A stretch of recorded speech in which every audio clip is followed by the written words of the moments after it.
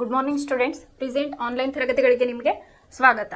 ಇವತ್ತು ನಾವು ಸೈನ್ಸ್ ವಿಜ್ಞಾನ ಒಂದು ವಿಷಯದಲ್ಲಿ ನಾವು ಪಾರ್ಟ್ 2ರಲ್ಲಿ ಬರ್ತಕ್ಕಂಥ ರಾಸಾಯನಿಕ ಶಾಸ್ತ್ರದಲ್ಲಿ ಲೋಹಗಳು ಮತ್ತು ಅಲೋಹಗಳ ಬಗ್ಗೆ ಇವತ್ತು ತಿಳ್ಕೊಳ್ಳೋಣ. ರಾಸಾಯನಿಕ ಶಾಸ್ತ್ರದಲ್ಲಿ ಲೋಹಗಳು ಮತ್ತು ಅಲೋಹಗಳ ಅಧ್ಯಾಯದ ಬಗ್ಗೆ ನಾವು ಇವತ್ತು ಡಿಸ್ಕಷನ್ ಮಾಡೋಣ. ಫಸ್ಟಿಗೆ ಲೋಹಗಳು ಅಲೋಹಗಳು ಈ ಚಾಪ್ಟರ್ ಒಳಗೆ ನಾವು ಏನೇನು ಕಲಿತೇವೆ ಅಂದರೆ ಕಲಿಕಾಂಶಗಳು. ಈ ಚಾಪ್ಟರ್ ಒಳಗೆ ನಾವು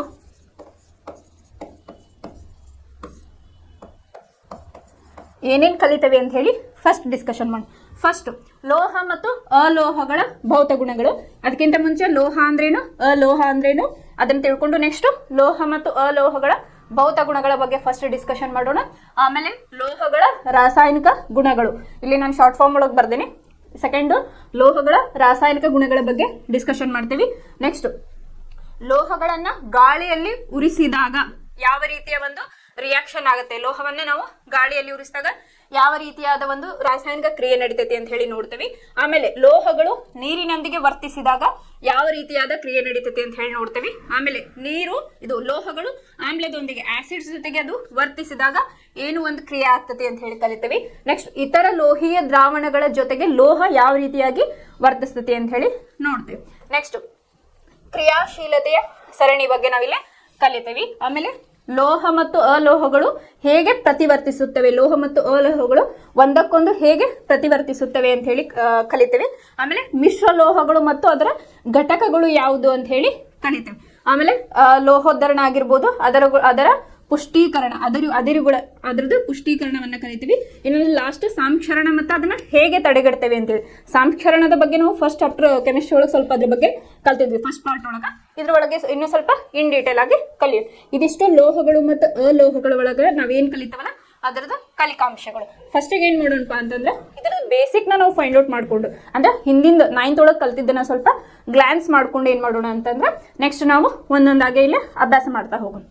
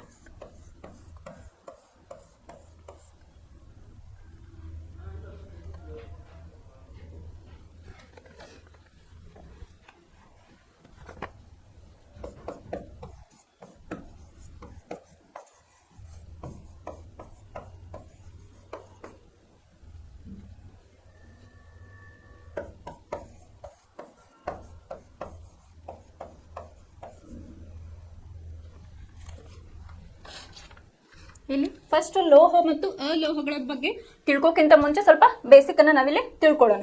ಫಸ್ಟ್ ಧಾತುಗಳು ಫೈಂಡ್ ಔಟ್ ಆಗೋಕ್ಕಿಂತ ಮುಂಚೆ ಏನಪ್ಪಾ ಅಂತಂದ್ರೆ ಪರಮಾಣುಗಳನ್ನ ಕಂಡುಹಿಡಿದಿದ್ರು.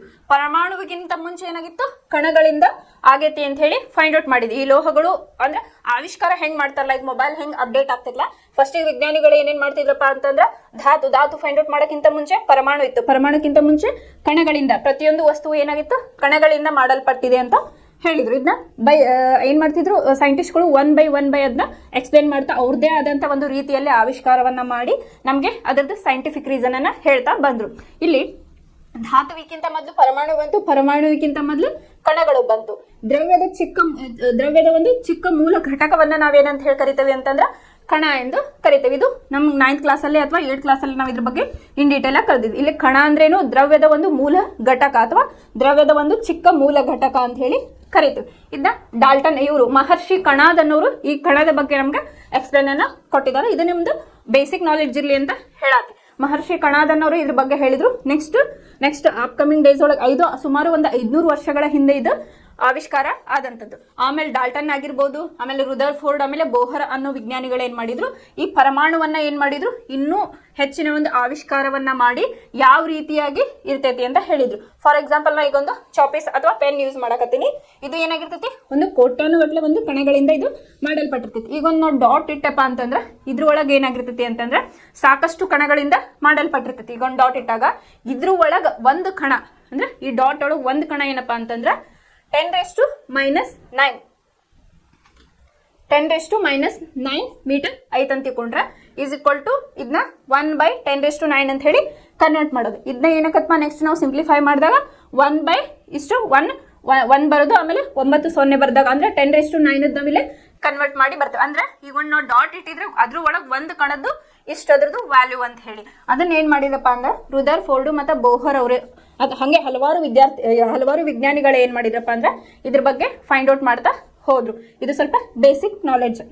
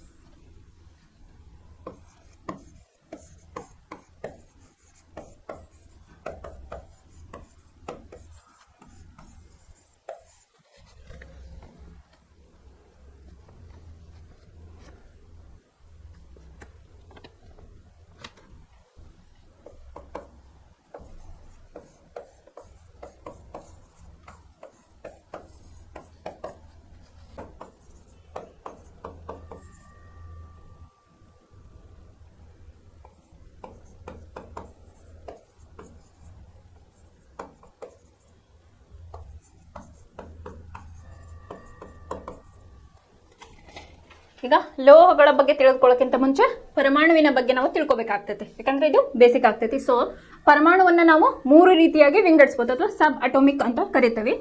ಇದನ್ನ ಪ್ರೋಟಾನ್, ನ್ಯೂಟ್ರಾನ್ ಅಂಡ್ ಎಲೆಕ್ಟ್ರಾನ್ ಅಂತ ಹೇಳಿ ನಾವಿಲ್ಲಿ ಡಿವೈಡ್ ಮಾಡ್ತೀವಿ. ಒಂದು ಪರಮಾಣುವಿನಲ್ಲಿ ಏನಾಗಿರ್ತಪ್ಪ ಅಂತಂದ್ರೆ 3 ರೀತಿಯವನ್ನು ಅಣುಗಳನ್ನ ಕಾಣ್ತೀವಿ, ಪ್ರೋಟಾನ್, ನ್ಯೂಟ್ರಾನ್ ಮತ್ತು ಎಲೆಕ್ಟ್ರಾನ್ ಅಂತ ಹೇಳಿ. ಇಲ್ಲಿ ಫಾರ್ ಎಕ್ಸಾಂಪಲ್ ಇದು ನ್ಯೂಕ್ಲಿಯಸ್.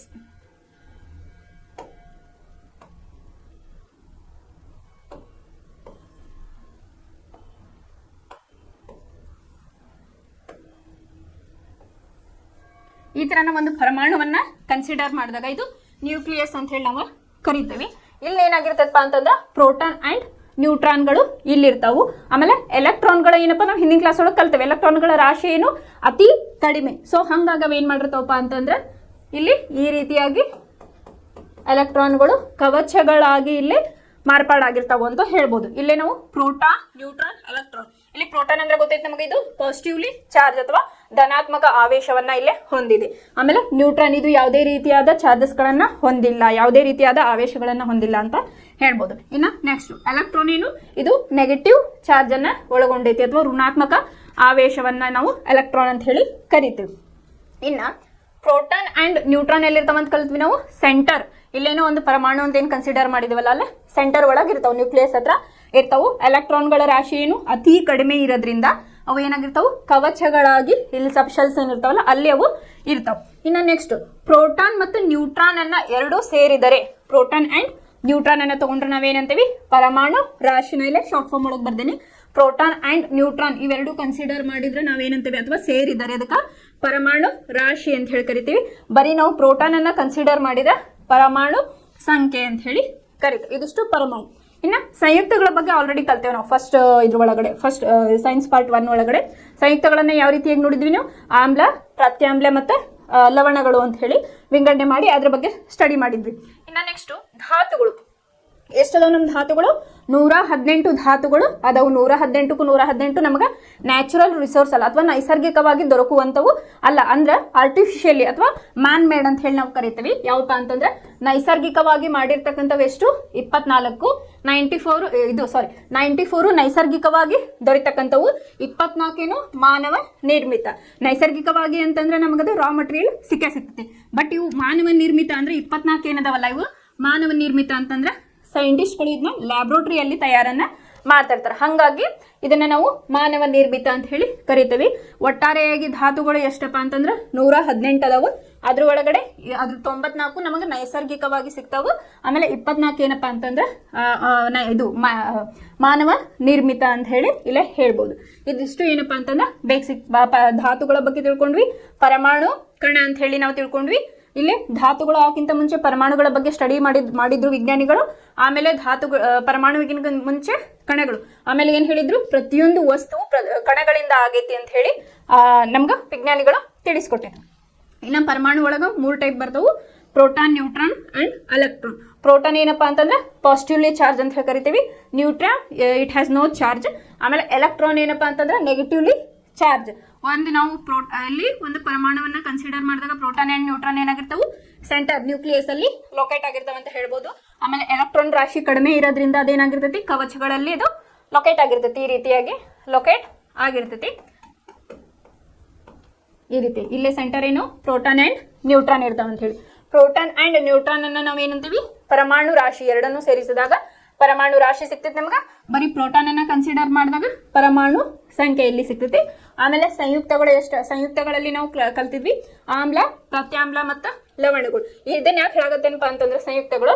ಈಗ ನೆಕ್ಸ್ಟ್ ನಾವು ಕಲಿತೀವಲ್ಲ ನೆಕ್ಸ್ಟ್ ಕ್ಲಾಸಸ್ ಒಳಗ, ಲೋಹಗಳು ಆಮ್ಲದ ಜೊತೆ ಹೆಂಗ್ ವರ್ತನೆ ಮಾಡ್ತಾವೆ ನೀರಿನೊಂದಿಗೆ, ಈ ರೀತಿಯಾಗಿ ಕಲಿತಾ ಹೋಗ್ತೀವಿ. ಇದು ನಮ್ಗೆ ಗೊತ್ತಿರಬೇಕು ಅಂತೇಳಿ. ಆಮೇಲೆ ಟೋಟಲ್ ಒಟ್ಟು ಧಾತುಗಳು ಎಷ್ಟಪ್ಪ ಅಂತಂದ್ರೆ 118, 94 ನೈಸರ್ಗಿಕ, 24 ಮಾನವ ನಿರ್ಮಿತ.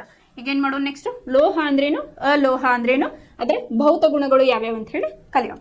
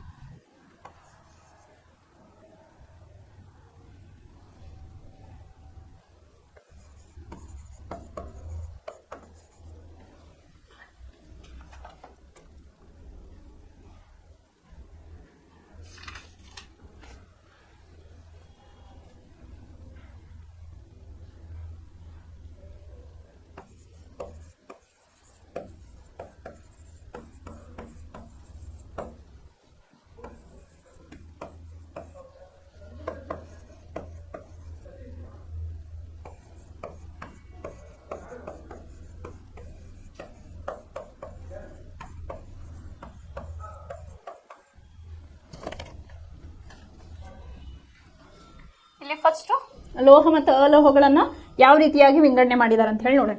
ಫಸ್ಟ್ ಧಾತು ಅಂತ ತಗೊಂಡಾಗ ಇದನ್ನ 3 ರೀತಿಯಾಗಿ ವಿಂಗಡಣೆಯನ್ನೇ ಮಾಡಿದ್ರು. ಒಂದನೇದು ಯಾವುದು ಲೋಹ, ಎರಡನೇದು ಅಲೋಹ, ಮತ್ತೆ ಮೂರನೇದು ಲೋಹಾಬ ಅಂತ ಹೇಳಿ ಕರೀತಾರೆ, ಅಥವಾ ಲೋಹಾಬ ಅಂತ ಹೇಳಿ ಕರೀತಾರೆ. ಆಕ್ಚುಲಿ ಇದು ನಮ್ಗೆ ಸ್ಟಡಿಗಿಲ್ಲ ಲೋಹಾಬ, ಜಸ್ಟ್ ನಿಮಗೆ ಗೊತ್ತಿರಲಿ ಅಂತ ಹೇಳಿ ಹೇಳಕತ್ತೇನೆ ಅಷ್ಟೇ. ನಮಗಿಲ್ಲಿ ಇಂಪಾರ್ಟೆಂಟ್ ಇರೋದು ಲೋಹ ಅಲೋಹಗಳ ಬಗ್ಗೆ ನಾವಿಲ್ಲಿ ಸ್ಟಡಿಯನ್ನ ಮಾಡ್ತೇವೆ. ಫಸ್ಟಿಗೆ ಧಾತುಗಳಲ್ಲಿ 3 ವಿಧಗಳು ಯಾವ್ಯಾವಪ್ಪ? 3 ವಿಧಗಳಾಗಿ ಅದನ್ನು ವಿಂಗಡಣೆ ಮಾಡಿದ್ರು. ಲೋಹಗಳು, ಅಲೋಹಗಳು ಮತ್ತು ಲೋಹಾಬ ಅಂತ ಹೇಳಿ. ಇದನ್ನ ನೀವು ಕನ್ಸಿಡರ್ ಮಾಡ್ಲಿಕ್ಕೆ ಹೋಗ್ಬೇಡ್ರಿ, ಇದು ನಿಮ್ಮ ನಾಲೆಡ್ಜ್ ಇರಲಿ ಅಂತ ಹೇಳತ್ತೀನಿ. ಇನ್ನು ಫಸ್ಟ್ ಲೋಹ ಅಂದ್ರೆ ಏನಪ್ಪ ಅಂತ ಹೇಳಿ ತಿಳ್ಕೊಳ್ಳಿ. ಯಾವುದೇ ಒಂದು ಧಾತು ಎಲೆಕ್ಟ್ರಾನ್ ಅನ್ನ ಕಳೆದುಕೊಂಡು ಧನಾತ್ಮಕ ಆಯಾನ ಆಗ್ತದಲ್ಲ, ಅದಕ್ಕೆ ನಾವೇನಂತೀವಿ ಲೋಹ ಅಂತ ಹೇಳಿ ಕರಿತೀವಿ. ಏನಪ್ಪಾ ಅಂತಂದ್ರೆ ಯಾವುದೇ ಒಂದು ಧಾತು ತನ್ನಲ್ಲಿರುವಂತ ಎಲೆಕ್ಟ್ರಾನ್ ಅನ್ನ ಕಳೆದುಕೊಂಡು ಅದು ಏನಾಗ್ತತಿ ಧನಾತ್ಮಕ ಆಯಾನವಾಗಿ ಕನ್ವರ್ಟ್ ಆಗ್ತದೆ. ಅದಕ್ಕೆ ಏನಂತ ಕರಿತೇವೆ ನಾವು? ಲೋಹ ಅಂತ ಹೇಳಿ ಕರಿತೇವೆ. ಅಲೋಹ ಅಂದ್ರೆ ಅದಪ್ಪ ಅಂತಂದ್ರೆ ಯಾವುದೇ ಧಾತು ಎಲೆಕ್ಟ್ರಾನ್ ಅನ್ನ ಪಡೆದುಕೊಂಡು ಋಣಾತ್ಮಕ ಆಯಾನು ಆಗುತ್ತದೆ, ಅದನ್ನ ನಾವೇನಂತ ಕರಿತೀವಿ? ಅಲೋಹ. ವೈಸ್ ವರ್ಸ, ಇದ್ರ ಅಪೋಸಿಟ್, ಲೋಹದ ಅಪೋಸಿಟ್ ಏನಾಗಿರ್ತೈತಿ? ಅಲೋಹ ಆಗಿರ್ತೈತಿ. ಸಿಂಪಲ್. ಯಾವುದೇ ಧಾತು ಎಲೆಕ್ಟ್ರಾನ್ ಅನ್ನ ಕಳೆದುಕೊಂಡು ಧನಾತ್ಮಕ ಆಯಾನು ಆಗಿ ಮಾರ್ಪಾಡು ಹೊಂದತ್ತಲ್ಲ, ಅದಕ್ಕೆ ಲೋಹ ಅಂತೀವಿ.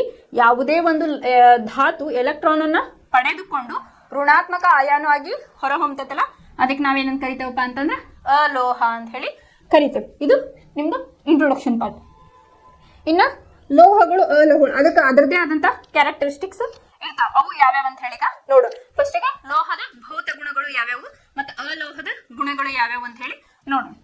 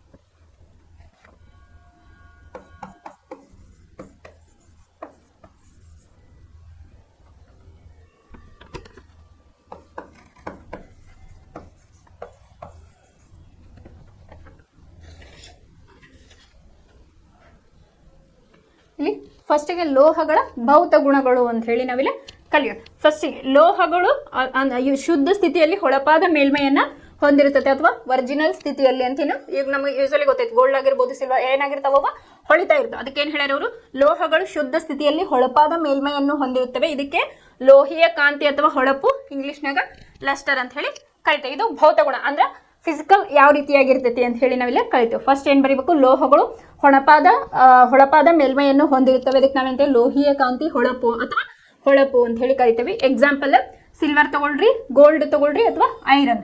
ಇಲ್ಲಿ ಏನಾಗ್ತದಪ್ಪ ಅಂತಂದ್ರೆ ಸಿಲ್ವರ್, ಗೋಲ್ಡ್, ಐರನ್ ಹೊಳಿತಾವ ಅಂತ ಹೇಳಿದೆ. ಬಟ್ ಅದಕ್ಕೆ ಅದರದೇ ಆದಂಥ ಗುಣಗಳದಾವ. ಸಿಲ್ವರ್ ಅನ್ನ ಏನು ಮಾಡ್ತೀವಿ ನಾವು?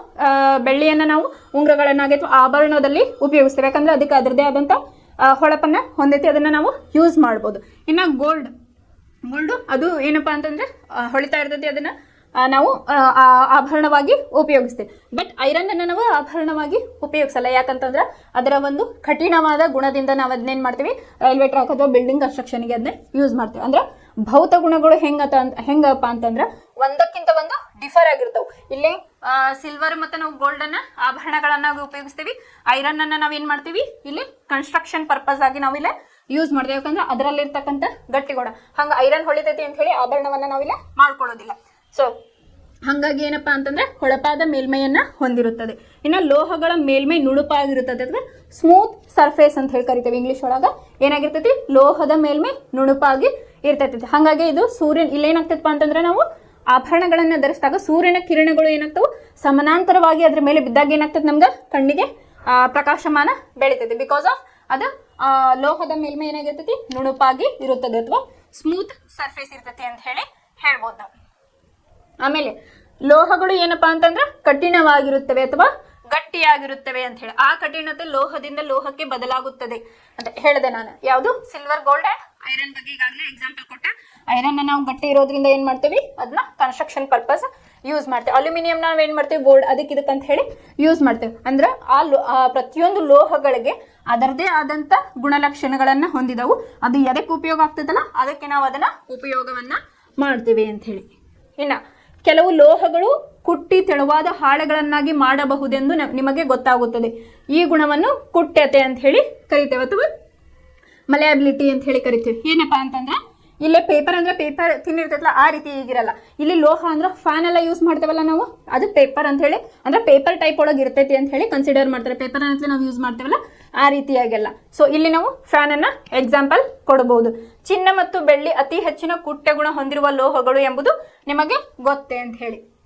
ಅಂದ್ರೆ ಏನು, ಅದೇನ್ ಮಾಡ್ತಾರೆ, ಚಿನ್ನವನ್ನ ಬಡಿದು ಏನ್ ಮಾಡ್ತಾರೆ, ನಮ್ಗೆ ಯಾವ್ದು ಆಭರಣ ಬೇಕಲ್ಲ ಅದನ್ನ ನಮಗ ಮಾಡಿ ಕೊಡ್ತಾರೆ. ಸೊ ಹಂಗಾಗಿ ಏನು, ಚಿನ್ನ ಮತ್ತು ಬೆಳ್ಳಿ ಕೂಡ ಏನಾಗಿರ್ತೈತಿ ಅತಿ ಹೆಚ್ಚಿನ ಕುಟ್ಟ ಗುಣವನ್ನ ಹೊಂದಿದೆ. ಇಲ್ಲೇ ಕುಟ್ಯತೆ ಅಂದ್ರೆ ನೀವೇ ಫ್ಯಾನ್ ಅಂತ ಕನ್ಸಿಡರ್ ಮಾಡಿ, ಅದ್ರೊಳಗೆ ಪಂಕ ಇರ್ತಾವಲ್ಲ ಅದು ಒಂದು ಮೆಟಲ್ ಇಂದ ಮಾಡಿರ್ತಾರೆ, ಅಂದ್ರೆ ತಿನ್ನ ಶೇಪ್ ಒಳಗ ಅದನ್ನ ಮಾಡಿರ್ತಾರೆ. ನೆಕ್ಸ್ಟ್ ಇಲ್ಲಿ ತನ್ಯತೆ ಅಂತ ಹೇಳಿ ನಾವು ಕರಿತೇವೆ. ಇನ್ನೊಂದು ವರ್ಡ್, ಲೋಹಗಳು ತನ್ಯತೆಯ ಗುಣವನ್ನ ಹೊಂದಿದೆ ಅಂತ ಹೇಳಿ ನಾ ಇಲ್ಲಿ ಶಾರ್ಟ್ ಫಾರ್ಮ್ ಒಳಗೆ ಬರ್ದೇನೆ. ಕುಟ್ಯತೆ ಅಥವಾ ಕುಟ್ಯತೆ ಮತ್ತು ತನ್ಯತೆ ಅಂತ ಹೇಳಿ.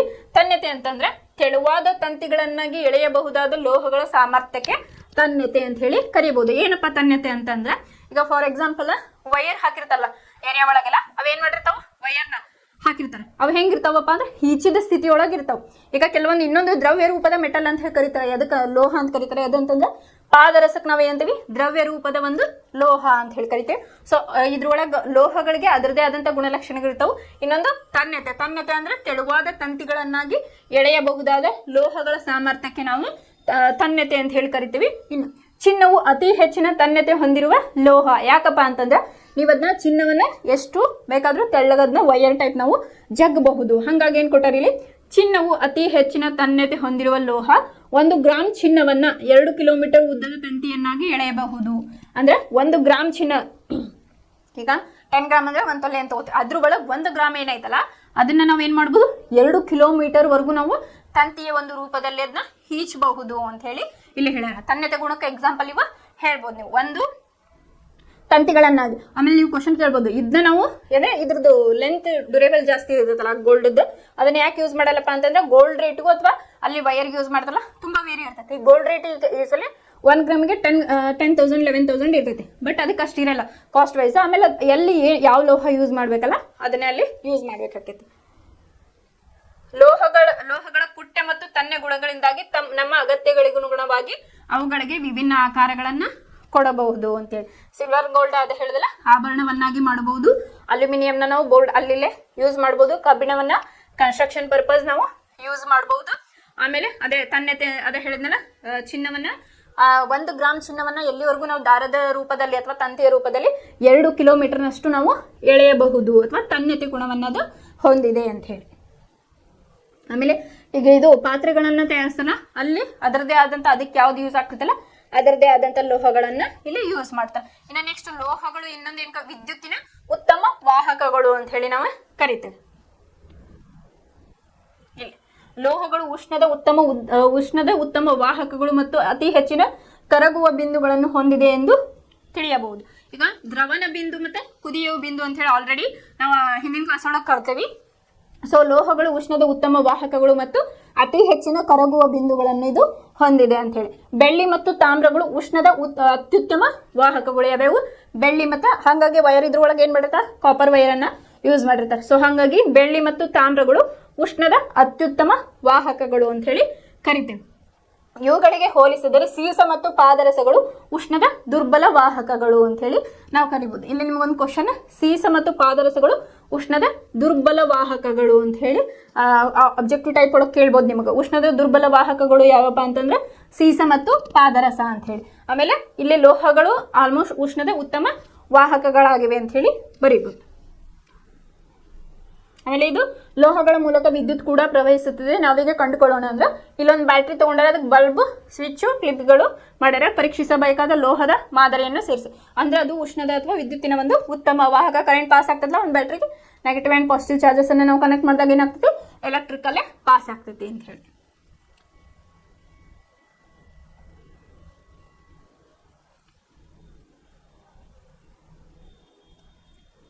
ನಿಮ್ಮ ಮನೆಗಳಲ್ಲಿ ವಿದ್ಯುತ್ ಸಾಗಿಸುವ ತಂತಿಗಳು ಪಾಲಿವಿನೈಲ್ ಕ್ಲೋರೈಡ್ ಅಥವಾ ರಬ್ಬರ್ ಹೊದಿಕೆಯಿಂದ ಆವೃತವಾಗಿರುವುದನ್ನು ನೋಡಿರುತ್ತೀರಿ. ವಿದ್ಯುತ್ ತಂತಿಗಳು ಅಂತ ವಸ್ತುಗಳ ಹೊದಿಕೆಯನ್ನು ಏಕೆ ಆವೃತವಾಗಿರುತ್ತವೆ ಅಂತ ಹೇಳಿ ಕ್ವಶನ್ ಮಾಡ್ಯಾರ. ಯೂಸಲಿ ನಮ್ಮ ಮನೆಯೊಳಗೆ ವಿದ್ಯುತ್ ಸಾಗಿಸುವ ವಿನೈಲ್ ಕ್ಲೋರೈಡ್ ಅನ್ನೋದನ್ನ ಯೂಸ್ ಮಾಡಿರ್ತಾರೆ. ಆಮೇಲೆ ಲೋಹಗಳು ಒಂದು ಗಟ್ಟಿಯಾದ ಮೇಲ್ಮೈಗೆ ಬಡಿದರೆ ಏನಾಗುತ್ತದೆ, ಅವು ಶಬ್ದವನ್ನೇನಾದರೂ ಉಂಟು ಮಾಡುತ್ತವೆ ಅಂತೇಳಿ. ಯೂಸಲಿ ಈಗ ಸ್ಕೂಲ್ ಒಳಗೆ ಬೆಲ್ಲ ಏನ್ ಮಾಡಿರ್ತಾರ, ಮೆಟಲ್ ಅದ ಕಬ್ಬಿಣದ ಏನಿರ್ತದಲ್ಲ ಅದನ್ನ ಹಾಕಿದಾಗ ಬಾಯಿಸ್ದಾಗ ಏನಾಗ್ತೈತಿ, ಇಡೀ ಸ್ಕೂಲಿಗೆ ಅದು ಸೌಂಡ್ ಬರಕ್ ಸ್ಟಾರ್ಟ್ ಆಗ್ತೈತಿ. ಅದೇ ಸಿಚುವೇಶನ್ಗೆ ತಕ್ಕಂಗಲ್ಲೇ ಮೆಟಲ್ಸ್ ಅನ್ನ ಯೂಸ್ ಮಾಡ್ತಿರ್ತಾರ ಅಂತ ಹೇಳಿ. ಇದಿಷ್ಟು ಲೋಹಗಳ ಭೌತ ಗುಣಗಳು ಅಂತ ಹೇಳಿ ಹೇಳ್ಬೋದು.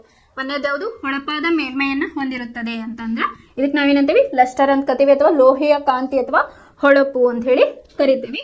ಎಕ್ಸಾಂಪಲ್ ಸಿಲ್ವರ್, ಗೋಲ್ಡ್, ಐರನ್ ಅಂತ ಹೇಳ್ಕೊಡ್ಬೋದು. AG ಈ ತರ ಕೊಟ್ರಿ ಅಂತಂದ್ರೆ ನೀವು ಅಲ್ಲೇ ಸಿಲ್ವರ್ ಅನ್ನ ನಾವು ಸಿಲ್ವರ್ ಅಂಡ್ ಗೋಲ್ಡ್ ನ ಆಭರಣ ತಯಾರಿಕೆಯಲ್ಲಿ ಯೂಸ್ ಮಾಡ್ತೀವಿ. ಕಬ್ಬಿಣವನ್ನ ಯಾಕೆ ಯೂಸ್ ಮಾಡಲ್ಲ ಅಂದ್ರೆ ಗಟ್ಟಿಯಾದ ಒಂದು ಗುಣವನ್ನ, ಕಠಿಣತೆಯ ಗುಣವನ್ನ ಹೊಂದಿದೆ ಅಂತ.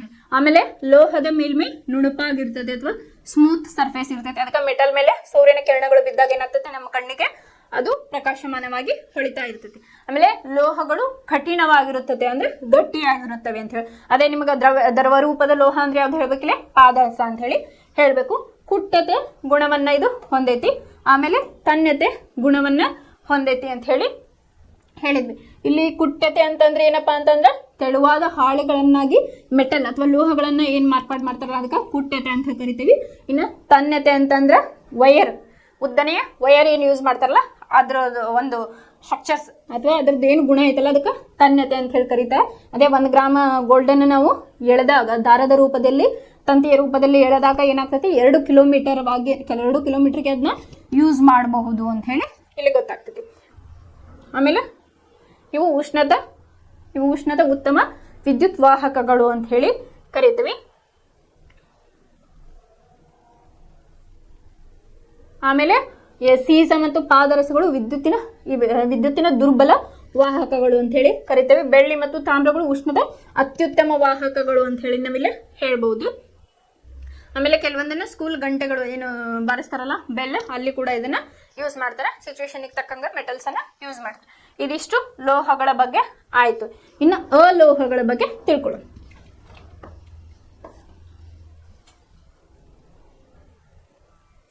ಇಲ್ಲಿ ಅಲೋಹಗಳು ಅಂದ್ರೆ ಏನ್ ಹೇಳಿದೆ ನಾವು, ಎಲೆಕ್ಟ್ರಾನ್ ಅನ್ನ ಇದು ಪಡೆದುಕೊಂಡು ಏನಾಗ್ತದಪ್ಪ ಅಂತಂದ್ರೆ ಋಣಾತ್ಮಕ ಆವೇಶವಾಗಿ ಏನ್ ಹೊರ ಹೊಂದತಲ್ಲ ಅದಕ್ಕೆ ನಾವೇನಂತೀವಿ, ಅಲೋಹಗಳು ಅಂತ ಹೇಳಿ ಕರಿತೀವಿ. ಲೋಹಗಳಿಗೆ ಹೋಲಿಸಿದರೆ ಅಲೋಹಗಳು ತುಂಬಾ ಕಡಿಮೆ ಸಂಖ್ಯೆಯಲ್ಲಿವೆ ಅಂತ ಹೇಳಿ. ಲೋಹಗಳನ್ನ ನಾವು ಆಲ್ಮೋಸ್ಟ್ ಯುಟಿಲೈಸ್ ಮಾಡ್ತೀವಿ, ಎಲ್ಲ ಒಂದು ಫೀಲ್ಡ್ ಅಲ್ಲಿ ಲೋಹಗಳನ್ನ ಯುಟಿಲೈಸ್ ಮಾಡ್ತೀವಿ. ಅಲೋಹಗಳು ಏನಪ್ಪಾ ಅಂತಂದ್ರೆ ಕಡಿಮೆ ಸಂಖ್ಯೆ, ಲೋಹಗಳಿಗೆ ಕಂಪೇರ್ ಮಾಡಿದ್ರೆ ಅದು ತುಂಬಾ ಕಡಿಮೆ ಅಂತ ಹೇಳಿ ಹೇಳ್ಬೋದು. ಅಲೋಹಗಳಿಗೆ ಕೆಲವು ಉದಾಹರಣೆಗಳೆಂದರೆ ಕಾರ್ಬನ್, ಗಂಧಕ, ಅಯೋಡಿನ್, ಆಕ್ಸಿಜನ್, ಹೈಡ್ರೋಜನ್. ಅಲೋಹಗಳಿಗೆ ಎಕ್ಸಾಂಪಲ್ ಯಾವ್ದು ಕೊಡ್ಬೋದಪ್ಪ ಅಂತಂದ್ರೆ ಕಾರ್ಬನ್, ಗಂಧಕ, ಅಯೋಡಿನ್ ಮತ್ತು ಹೈಡ್ರೋಜನ್, ಆಕ್ಸಿಜನ್ ಇವು ಅಲೋಹಗಳು ಅಂತ ಹೇಳಿ ನಾವು ಕರಿತೀವಿ. ಯಾಕಂತಂದ್ರೆ ಅವು ಎಲೆಕ್ಟ್ರಾನ್ ಅನ್ನು ಪಡೆದುಕೊಂಡು ಒಂದು ಋಣಾತ್ಮಕ ಆವೇಶವನ್ನ ಹೊಂದಿರ್ತಾವೆ.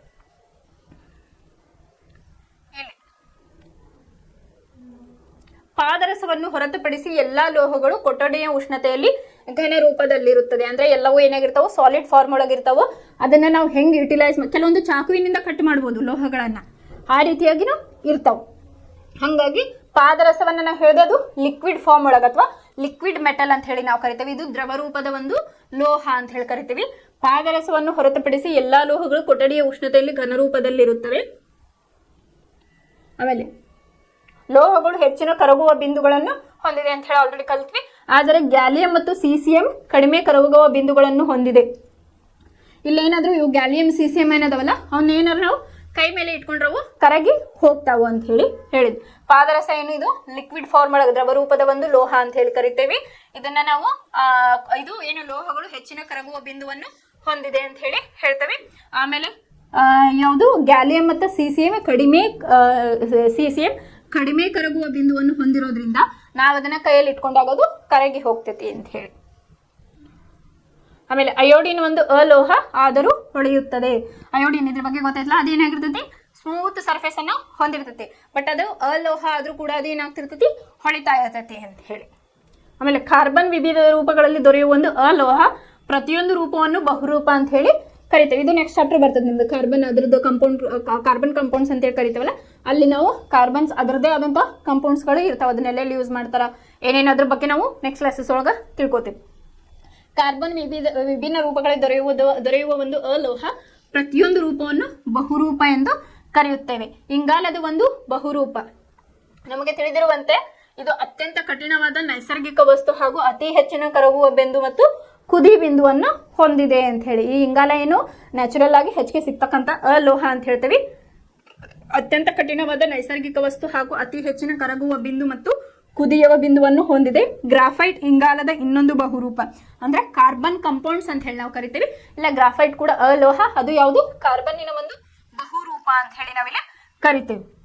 ಆಮೇಲೆ ಇದೇನು ವಿದ್ಯುತ್ತಿನ ವಾಹಕವಾಗಿದೆ. ಯಾವುದು ಗ್ರಾಫೈಟ್ ಇಂಗಾಲದ ಇನ್ನೊಂದು ಬಹುರೂಪ, ಇದು ವಿದ್ಯುತ್ನ ವಾಹಕವಾಗಿದೆ ಅಂತ ಹೇಳಿ ಹೇಳ್ಬೋದು. ಇನ್ನು ಕ್ಷಾರೀಯ ಲೋಹಗಳು ಅಂತಂದ್ರೆ ಯಾವಪ್ಪ ಅಂತಂದ್ರೆ ಲಿಥಿಯಂ, ಸೋಡಿಯಂ, ಪೊಟ್ಯಾಷಿಯಂ, ಅಂದ್ರೆ ತುಂಬಾ ಮೃದುವಾಗಿರತಕ್ಕಂಥ ಒಂದು ಲೋಹಗಳನ್ನ ನಾವೇನಂತೀವಪ್ಪ ಅಂತಂದ್ರೆ ಕ್ಷಾರೀಯ ಲೋಹಗಳು. ನಾಗಾಗ್ಲೇ ಹೇಳ್ತೆ ಕೆಲವೊಂದು ಮೆಟಲ್ಸ್ ಅನ್ನ ನಾವು ಚಾಕುವಿನಿಂದ ಕಟ್ ಮಾಡಬಹುದು, ಅದಕ್ಕೆ ನಾವೇನಂತೀವಪ್ಪ ಅಂತಂದ್ರೆ ಕ್ಷಾರೀಯ ಲೋಹಗಳು. ಎಕ್ಸಾಂಪಲ್ ಲಿಥಿಯಂ, ಸೋಡಿಯಂ, ಪೊಟ್ಯಾಷಿಯಂ ಅಂತ ಹೇಳಿ.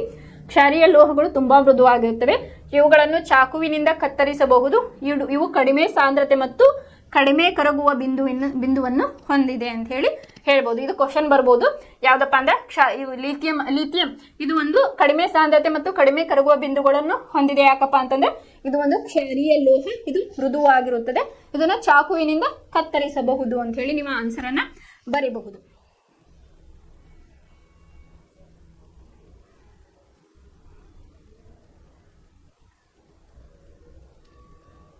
ಇನ್ನು ಹೆಚ್ಚಿನ ಅಲೋಹಗಳು ನೀರಿನಲ್ಲಿ ಕರಗಿದಾಗ ಆಮ್ಲೀಯ ಆಕ್ಸೈಡ್ಗಳನ್ನು ಉಂಟು ಮಾಡುತ್ತವೆ. ಅದೇ ರೀತಿಯಾಗಿ ಲೋಹಗಳು ಪ್ರತ್ಯಾಮ್ಲೀಯ ಆಕ್ಸೈಡ್ಗಳನ್ನು ಉಂಟು ಮಾಡುತ್ತವೆ. ಮುಂದಿನ ಭಾಗದಲ್ಲಿ ನೀವು ಈ ಲೋಹದ ಆಕ್ಸೈಡ್ಗಳ ಬಗ್ಗೆ ಹೆಚ್ಚಾಗಿ ಕಲಿಯುವಿರಿ. ಅಂತಂದ್ರೆ ಹೆಚ್ಚಿನ ಅಲೋಹಗಳು ನೀರಿನಲ್ಲಿ ಕರಗಿದಾಗ ಆಮ್ಲೀಯ ಆಕ್ಸೈಡ್ಗಳಾಗಿ ಅವು ಕನ್ವರ್ಟ್ ಆಗ್ತವೆ. ಅದೇ ರೀತಿಯಾಗಿ ಲೋಹಗಳು ಪ್ರತ್ಯಾಮ್ಲೀಯ ಆಕ್ಸೈಡ್ಗಳಾಗಿ ಇಲ್ಲಿ ಉಂಟು ಮಾಡುತ್ತವೆ ಅಂತ ಹೇಳಿ. ಆಮ್ಲೀಯ ಮತ್ತು ಪ್ರತ್ಯಾಮ್ಲೀಯ ಅಂತ ಹೇಳಿ ನಾವು ಈಗಾಗಲೇ ಕಲ್ತೀವಿ. ಆಮ್ಲ ಅಂದ್ರೆ ಆಸಿಡ್, ಪ್ರತ್ಯಾಮ್ಲೀಯ ಅಂದ್ರೆ ಆಲ್ಕಲೈನ್. ಆಮ್ಲ ಏನಾಗ್ತತಿ, ಬ್ಲೂ ಲಿಟ್ಮಸ್ ಪೇಪರು ರೆಡ್ ಆಗಿ ಕನ್ವರ್ಟ್ ಆಗ್ತತಿ. ಪ್ರತ್ಯಾಮ್ಲೀಯ red litmus into blue colour ಆಗಿ ಟರ್ನ್ ಆಗ್ತತಿ. ಇದು ನಾವು ಫಸ್ಟ್ ಸೈನ್ಸ್ ಪಾರ್ಟ್ 1 ಒಳಗಡೆ ಇದ್ರ ಬಗ್ಗೆ ಕಲ್ತಿದ್ವಿ. ಇನ್ನು ನೆಕ್ಸ್ಟ್ ಕ್ಲಾಸ್ ಒಳಗೆ ಏನ್ ಮಾಡೋಣಪ್ಪ ಅಂತಂದ್ರೆ ಇದ್ರದ್ದು ಲೋಹಗಳು ರಾಸಾಯನಿಕ ಗುಣಗಳು ಯಾವ್ಯಾವು, ಇವು ನೀರಿನಲ್ಲಿ ಗಾಳಿಯಲ್ಲಿ ವರ್ತಿಸಿದಾಗ ಅಥವಾ ಇತರ ಲೋಹಗಳೊಂದಿಗೆ ವರ್ತಿಸಿದಾಗ ಯಾವ ರೀತಿ ರಿಯಾಕ್ಷನ್ ಆಗ್ತದೆ ಅಂತ ಹೇಳಿ ನಾವು ನೆಕ್ಸ್ಟ್ ಕ್ಲಾಸ್ ಒಳಗೆ ನೋಡೋಣ. ಧನ್ಯವಾದಗಳು.